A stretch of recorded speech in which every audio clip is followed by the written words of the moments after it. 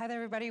Welcome. Thank you for joining us today. It's going to be a short conversation that we're having, and I'm framing it that so you will know in advance we have no time for questions in this plenum, but of course you're welcome to try and approach Yascha as he's running to the train at the end of this session. Let me shortly introduce our guests today. So Yascha Mounk is an expert on the crisis of liberal democracy and the rise of populism, an author of 5 books, and a professor for practice of international affairs at Johns Hopkins University, the founder of Persuasion. You can see the logo on his t-shirt, and the host of the Good Fight podcast. And together we will try to examine how journalism can uphold its democratic mission at this moment in time where we are seeing growing polarization and erosion in public trust.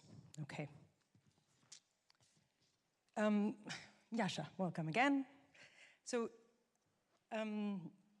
since you have written extensively about the crisis of liberal democracies and journalism has a crucial key for securing democracy, the crisis that we are in, I want to ask you, is journalism part of the solution or part of the problem? Probably both. I think we can be part of a solution, but we have to make sure that we don't allow ourselves to be cornered in such a way that we make real mistakes. A lot of the crisis of democracy is a crisis of trust. It's a crisis of trust in social institutions, in leaders, in personalities. And journalists are affected by all of that.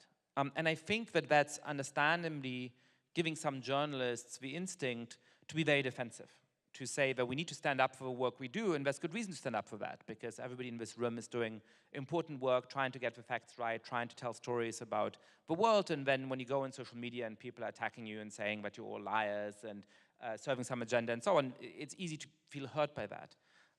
But I think if we then become too reactive, if we start to say there's no problems in journalism, there's no legitimate criticism, anybody who points out failings that we have in our institutions is just part of the attempt to undermine democracy, then we end up not being sufficiently self-critical about the ways in which we can also make choices that exacerbate this crisis. So I think that this crisis of democracy is something that we as journalists have to report upon, but it's also something that puts us in this kind of vulnerable position where it becomes very easy to make mistakes that then aggravate the loss of trust in journalism specifically and in democratic institutions more broadly. Well, I think you're also talking about that's the personal makeshift or of newsrooms and how it contributes to this erosion of trust. And talking about maybe, I want to ask you, is the belief in neutrality, the aspiration for neutrality or impartiality, is that a myth? Is that something we want to tell ourselves we're still doing? Is it even possible in today's media's landscape? What role is that playing? Well, I think all of the above, right? So there's a kind of line of criticism about the aspiration to objectivity and neutrality, which is to say that nobody can be truly neutral, nobody can be truly objective. And I think that's true, right? We obviously all come with our personal biographies, our political biographies, our convictions, and those allow us to see certain things and sometimes blind us to other things, and we have to be self-aware about that. But I think that there is a line that is far too facile, which then jumps to, because it's impossible to reach total, complete objectivity, we should recognize that this is this kind of misguided ideal and throw it out of a window.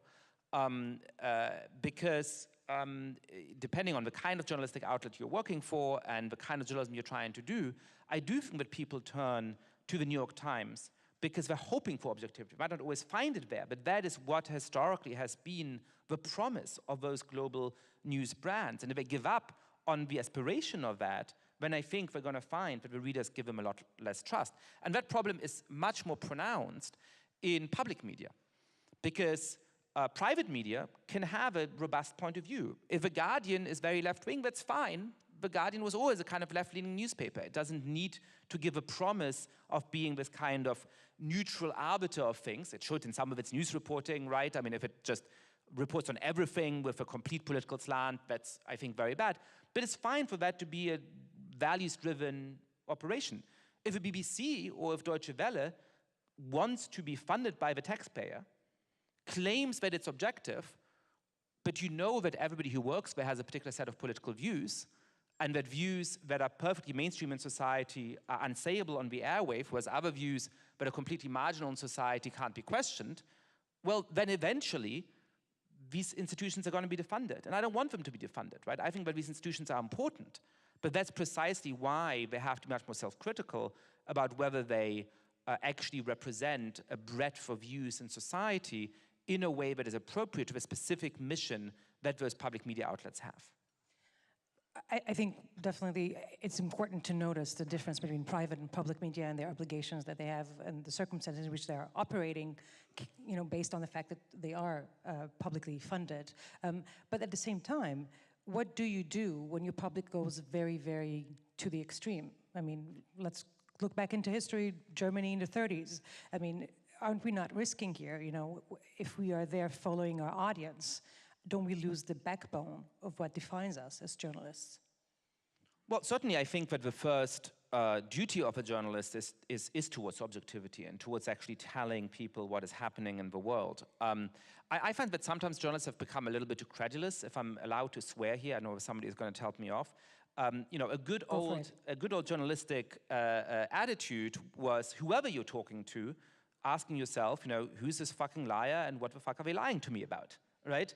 And you don't want to be cynical about it. A lot of people who interview as a journalist are well-intentioned people doing good work, but you should have a general attitude of skepticism and of critical inquiry towards all of the people you're talking to. And I think sometimes journalists have fallen short of that. They come with that critical attitude very honed with certain interview subjects and then a lot less with other interview subjects to which perhaps they're more sympathetic. And I think just going back to that slightly cynical old journalistic adage would be helpful.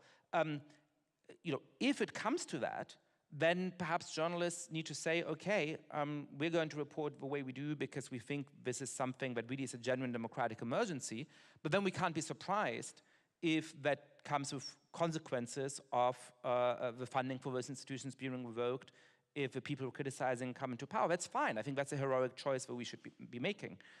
I worry about an attitude that goes well beyond that, right? Where we're not just talking about certain sort of extremist parties within a democracy that I think deserve a lot of very critical scrutiny, but we're talking about, for example, center-right political parties that you know, are seen with so much skepticism, so much critique, as though they were kind of beyond the democratic pale. I mean, there's an example from Germany where the leader of a left party on a party congress a couple of days ago said that, you know, the Christian Democrats, you know, which is the party of a current chancellor, not the party. I grew up in Germany. I became a member as a kid of a youth organization of the Social Democratic Party. So this is not the party tradition to which I count myself or I belong, but it's the party position that has the current chancellor. It's the party, you know, it's the party that had the chancellor that was speaking from behind me. I feel like I'm on a weird holiday to my childhood here, for much of the history of his building, right? And if a lot of journalists agree with that party leader in thinking this very mainstream German political party, but you can have genuine disagreements with, is so beyond the pale, they're so fascist that we really shouldn't be talking to them, we really shouldn't be, then you're undermining yourself. And then you're actually erasing the distinction between political parties that genuinely might be a danger to democracy and, you know, legitimate expressions of points of view that perhaps aren't shared by the majority of people in this room, but probably aren't shared by me, but that are a completely legitimate expression of political preferences in a democracy. Well, I want to touch you on the term of misinformation because this is one of the things that I know very, you know, also center in that when you talk about how we are skewed maybe to one direction versus the other. It is part of our duty, we find, to, you know, to be clearing that fog that, you know, in this media landscape where we are basically bombarded, and our audience is bombarded by information all the time. We see our obligation to be helping them navigate through that and clear the right from the wrong. And I feel maybe, I mean, you have a clear stand about that. Yeah, I think when we're chatting about this panel, I shocked you slightly by saying that I find the word misinformation to be really unhelpful. I mean, misinformation itself. The misinformation itself is also Correct. unhelpful. I find that the term misinformation covers way too many things, and we're far too tempted to use it about anything that we don't like. So I think that when I look at what is called misinformation by quality outlets, right, it falls into two categories. One category is lies. And when somebody lies, then we should be doing the job of documenting that, of proving that, of making it really clear that it's a lie. And then we should call it a lie or falsehood or whatever term you want to use, right? But I think misinformation is too soft a term for something that is provably wrong. Then I think there's another category of things that we call misinformation sometimes, which is narratives we don't like, right? Cases where we feel that people are basing themselves on facts and on other things, but they're construing those facts, they're stringing them together in a way that leads to a conclusion that we find to be misleading or wrong or something like that. And there too, I think journalists have an obligation to provide more context, to allow people to understand the situation better, but to use the same term for things that are straightforward lies and for things where we just have a different interpretation of what all things considered the right understanding of a situation is I think really unhelpful. And I think readers actually respond to that. They start to understand, when this journalist is saying misinformation, perhaps they're actually too timid to say that this is a lie, and I think they should be less timid. Or perhaps they're trying to make it sound like it's a lie, but actually it's just a point of view that they don't like. And so I myself try to avoid the term misinformation whenever I can, not because I don't write about things that others would describe as misinformation, or not because I'm exercised by how prevalent that is in the world, but because I think there's more precise terms that we should be using. I'm sure this is the point where probably a lot of the audience would want to argue with you, but I think we limited that. We have very few minutes. I want to maybe wrap up with some questions. You were writing about the identity trap and the role that identity plays in our, in representing the, definitely in playing the role for us as journalists as well. And I wonder, I think we were in a phase for many years that we were all blind to identity. That was sort of not mentioned. The idea is that we don't acknowledge the individual and where it comes from and what he must be carrying with him into the newsroom as he's doing his job. And then there's the fear now that you were expressing about the pendulum moving too far to the other end. And I think, especially if we compare what we call legacy media, traditional media doing versus influencers and social media trends, is there even a way to win that fight? Can we even ignore identity, or what kind of role does it need to play in our work? Yeah, so look, I think, as I briefly alluded to earlier, identity obviously informs who we are and what we bring to the table. And in some contexts, it's perfectly great and appropriate to talk about that, right? I mean, if somebody is an immigrant to Germany and they go back to the country that their parents or grandparents came from because they're searching for some part of a family history or something like that, that is a very personal connection to a story that is going to enrich that to viewers.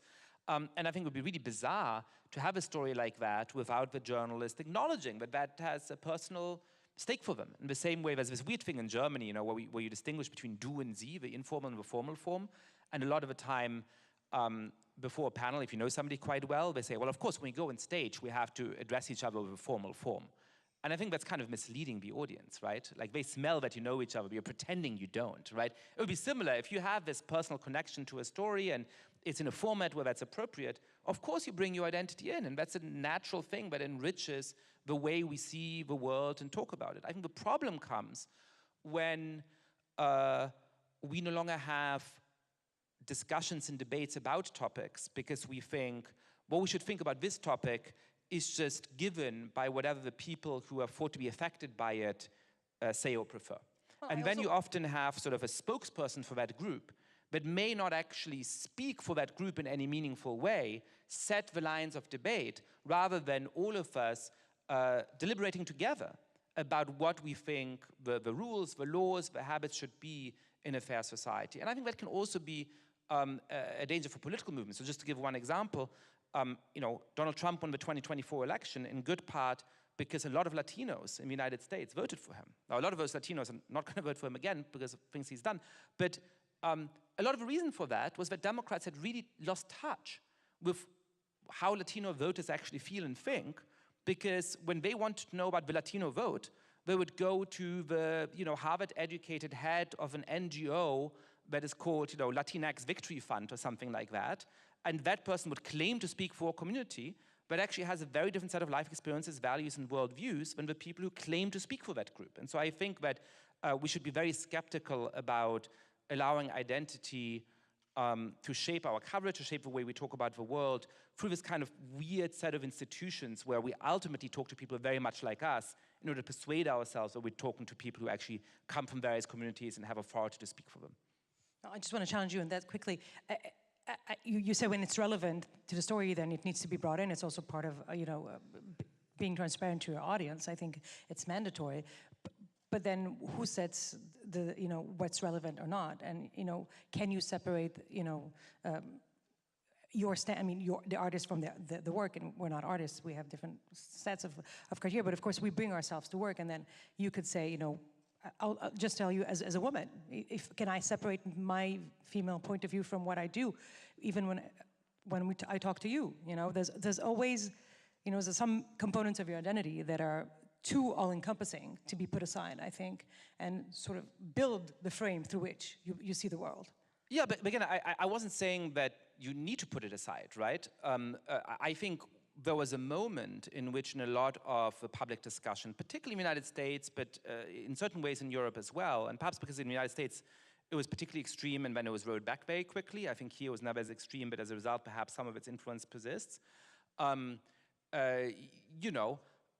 You would have people say, because I have this identity and I have this view on the subject, you don't get to argue that view about that subject, even if that is a matter of what the laws of a country should be, how we live together, right? So I think that's one problem. The other problem that I find very strongly is that I think we should strive to treat each other as equals, and part of that is to acknowledge the ways in which our identity influences and defines us, and that is a good thing.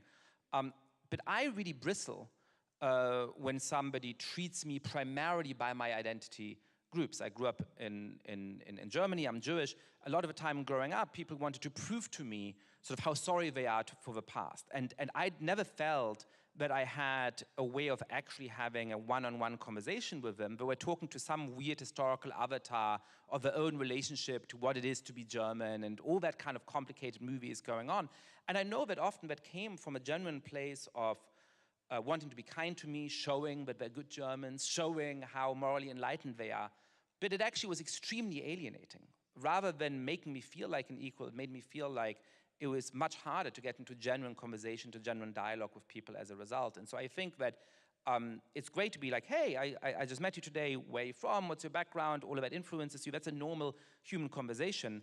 But just to think of, I'm talking to a Latino man, I'm talking to a disabled woman, I'm talking to a whatever, and that is kind of the first thing we think about each other. I don't think that's helpful for how we do journalism. I don't think it's helpful for how we actually get into genuine human conversations in life. Thank you so much, Yascha. We have to leave it there. We have no time. And talking about identity, I think this could go down in history as the only panel where two Jews are talking, and we didn't mention anti-Semitism. So there we go. Maybe you can put identity politics aside sometimes. Thank you so much for joining us. Thank you, Yascha. Thank you very much. I hope you managed to make it to your next station.